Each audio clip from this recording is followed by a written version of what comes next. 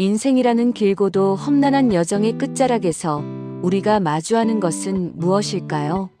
평생을 일궈온 명예일까요? 아니면 사랑하는 사람들의 따뜻한 손길일까요? 65 영순 씨에게 남은 것은 이제 아무것도 없었습니다. 하얀 중환자실 천장은 이제 거대한 무덤의 뚜껑처럼 그녀를 서서히 압박해오고 40년을 함께했던 가족들은 이제 그녀의 죽음보다 그녀가 남긴 추악한 진실에 더 몸서리치고 있습니다. 사람의 일생이 한 편의 연극이라면 영순 씨의 연극은 가장 비극적인 순간에 막을 내리려 하고 있습니다. 영순 씨는 이제 직감적으로 압니다. 자신이 갈 곳은 돌아가고 싶었던 따뜻한 집이 아니라 저 깊고 차갑고 어두운 바닷속이라는 것을요. 30년 전 명숙의 손목을 놓아버렸던 그 짧고도 잔인했던 순간, 사실 영순 씨의 영혼도 그 절벽 아래로 함께 떨어졌던 것인지도 모릅니다.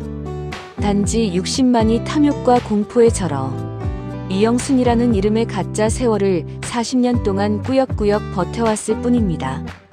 이제 그 위태롭던 가짜 인생의 시계가 멈추려 합니다. 째깍거리는 시계 소리 대신 기계적인 산소 공급음만이 그녀의 귓가를 맴돕니다. 병실 밖 복도에서는 남편과 딸 지혜의 낮은 목소리가 들려옵니다. 예전처럼 영순 씨의 차도를 걱정하거나 엄마 조금만 더 힘내라고 말하는 희망적인 대화가 아닙니다.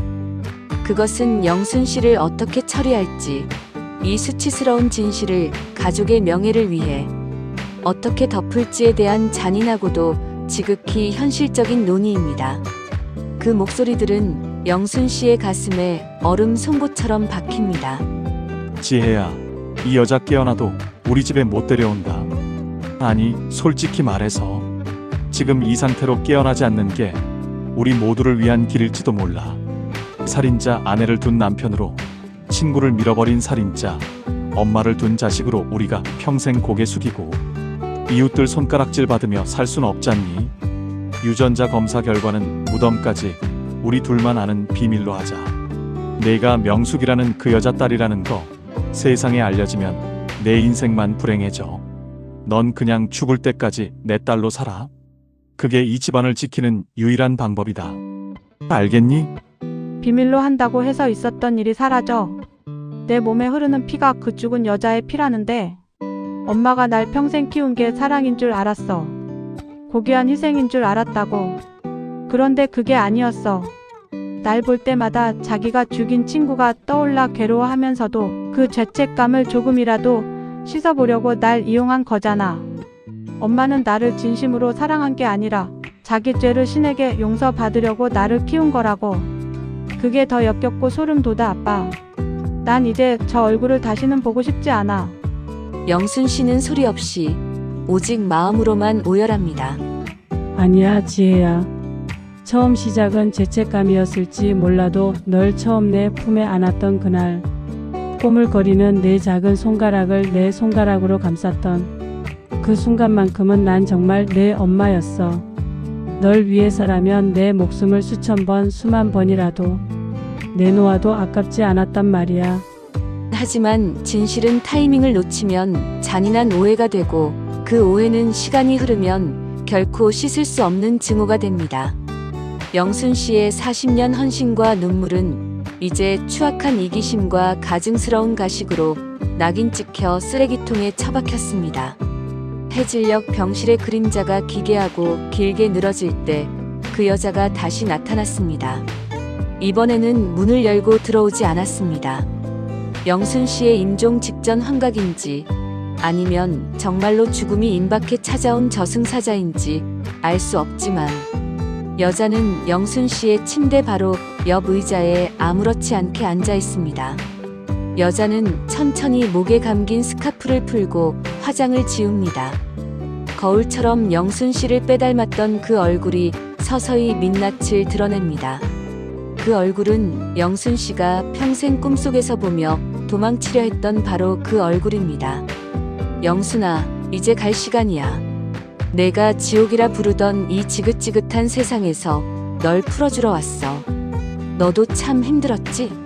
나를 대신해서 내 딸을 키우고 내 이름을 뺏어 살면서 매일 밤 바다 꿈을 꾸느라 잠 못 이뤘던 거 내가 다 알아. 넌 30년 동안 단 하루도 편히 쉬지 못했잖아.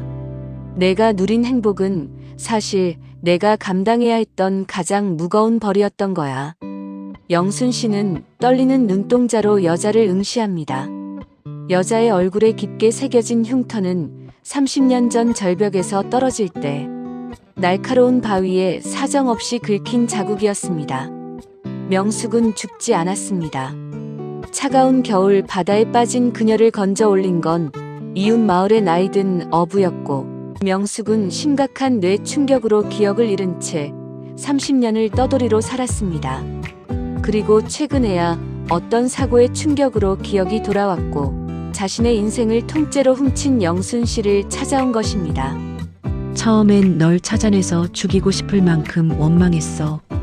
내가 내 손목을 놓던 그 서늘한 감촉을 30년 동안 내 몸이 기억하고 있었거든. 그런데 영순아, 내가 내 딸 지혜를 키우는 걸 멀리서 지켜보면서 깨달았어. 넌 나를 죽인 게 아니라 나보다 더 고통스럽고 어두운 지옥에서 매일 죽어가며 살고 있었다는 걸. 자식의 눈을 볼 때마다 죄인이 되어야 했던 내 인생이 차라리 기억 없이 떠돌던 나보다 더 불쌍하더구나. 이제 다 내려놔. 내가 널 용서할게. 명숙은 영순 씨의 앙상하고 마른 손을 잡습니다. 30년 전 차갑게 식어갔던 그 절벽 위의 손이 지금은 따뜻한 온기로 영순 씨를 감쌉니다. 명숙은 품속에서 작은 약병 하나를 꺼내 영순 씨의 링거줄에 가만히 연결합니다. 그것은 영순 씨가 더 이상 고통받지 않고 떠날 수 있게 도와주려는 마지막 배려이자 친구로서 줄 수 있는 가장 잔인하고도 완벽한 용서입니다. 약액이 투명한 줄을 타고 천천히 흘러들어갑니다. 영순 씨는 마지막 힘을 짜내어 무거운 눈꺼풀을 들어 올립니다. 곁에 있던 명숙은 어느새 연기처럼 사라지고 없습니다. 대신 면회를 온 남편과 지혜의 일그러진 얼굴이 보입니다. 영순 씨는 온 힘을 다해 굳어버린 입술을 움직입니다. 기적이 일어난 걸까요? 굳게 닫혔던 목구멍에서 쇳소리 같은, 그러나 너무나도 절박한 목소리가 터져 나옵니다. 평생을 숨겨온 진실이 그 짧은 외침에 담깁니다. 지혜야, 미안. 바다, 명수가, 정말 고마워. 내가 잘못했다. 그것이 영순 씨가 이 지상에 남긴 마지막 유언이었습니다. 남편은 당황하며 간호사를 부르러 복도로 급히 달려가고, 지혜는 엄마의 손을 잡을지 말지 망설이며 그저 소리 없이 굵은 눈물만 흘립니다. 그 혼란스러운 소음과 기계의 경보음 속에서 영순 씨의 시야는 점점 하얗게, 더 하얗게 변해갑니다. 더 이상 차가운 병실의 천장도, 나를 찌르는 링거, 바늘의 통증도, 가족들의 원망 어린 시선도 느껴지지 않습니다. 눈앞에는 30년 전 그토록 두려워했던 겨울 바다가 펼쳐집니다. 하지만 지금의 바다는 더 이상 차갑지 않습니다. 그곳에는 어린 시절의 영순과 명숙이 손을 잡고 해질녘 해변을 깔깔거리며 뛰어놀고 있습니다. 여러분, 용서란 무엇일까요? 잘못을 그냥 무조건 잊어주는 것일까요? 아니면 처절하게 죄의 값을 치르게 하는 것일까요? 명숙은 영순 씨의 목숨을 직접 뺏지 않았습니다. 대신 영순 씨가 평생을 바쳐 일궈온 가짜 세계를 무너뜨림으로써 그녀를 진정한 진실과 마주하게 했습니다. 그것은 복수인 동시에 그녀를 지옥 같은 위선에서 꺼내준 진정한 구원이었습니다. 영순 씨는 죽음으로써 비로소 이영순이라는 화려하지만 가증스러운 껍데기를 벗고 가난하고 불쌍했던 섬마을 소녀 이복순으로 돌아갔습니다. 장례식장은 기이할 정도로 조용합니다. 남편은 조문객들에게 아내가 평생 헌신적이고 자애로운 현모양처였다는 가식적인 인사를 건네며 끝까지 자신의 체면을 차리고 지혜는 영정 사진 속 엄마의 무표정한 얼굴을 멍하니 바라보며 혼란에 빠져 있습니다. 그때 장례식장 입구에 웬 낯선 여자가 국화 한 송이를 말없이 두고 나갑니다. 화사한 꽃무늬 스카프를 두른 여자. 지혜는 본능적으로 그 여자가 예사롭지 않음을 느끼고 뒤를 쫓아 달려 나갑니다. 저기요. 잠깐만요. 혹시 우리 엄마 친구분이세요? 우리 엄마 정말 어떤 사람이었나요? 엄마가 평생 숨긴 그 진실이 진짜 뭔가요? 대답해 주세요. 여자는 빗속에서 걸음을 멈추지만 결코 뒤를 돌아보지는 않습니다. 대신 낮고 깊은, 하지만 왠지 모를 따뜻함이 배어있는 한마디만을 남긴 채 쏟아지는 빗줄기 속으로 그림자처럼 사라집니다. 내 엄마는 평생 너를 세상에서 가장 사랑했던, 하지만 너무나 겁이 많았던, 그저 평범하고 불쌍한 한 소녀였단다. 그 사랑만큼은 단 한순간도 거짓이 아니었으니 그것만은 믿어도 돼. 지혜는 그 자리에 멈춰 서서 하염없이 빗물을 맞으며 눈물을 쏟아냅니다. 엄마가 진짜 누구였는지, 자신의 생물학적 부모가 누구인지 이제는 더 이상 중요하지 않을지도 모릅니다. 오직 한 가지 분명한 건 그 차갑고 모진 세월 속에서도 영순 씨가 지혜에게 주었던 그 뜨겁고 절절했던 사랑만큼은 단 한순간도 가짜가 아니었다는 사실입니다. 그 사랑은 영순 씨가 평생 지불한 고통의 대가였기 때문입니다. 인생은 때로 우리가 도저히 감당할 수 없는 거대한 파도를 몰고 옵니다. 누군가는 그 파도에 휩쓸려 허망하게 사라지고 누군가는 남의 배를 뺏어 타서라도 비겁하게 살아남으려 발버둥 칩니다. 하지만 결국 우리는 모두 각자의 인생이라는 바다 끝에서 혼자만의 엄중한 심판을 받아야 합니다. 영순 씨의 인생은 한낱 비극이었을까요? 아니면 뒤늦게 찾은 구원의 안식이었을까요? 부엌에서 길을 잃었던 65 영순 씨. 그녀가 마지막으로 마주한 바다는 이제 잔잔하게 물결칩니다.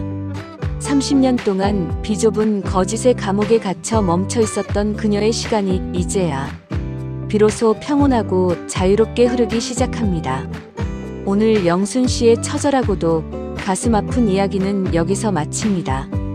여러분의 곁에 있는 가장 소중한 사람들의 진짜 얼굴을 여러분은 지금 얼마나 알고 계십니까?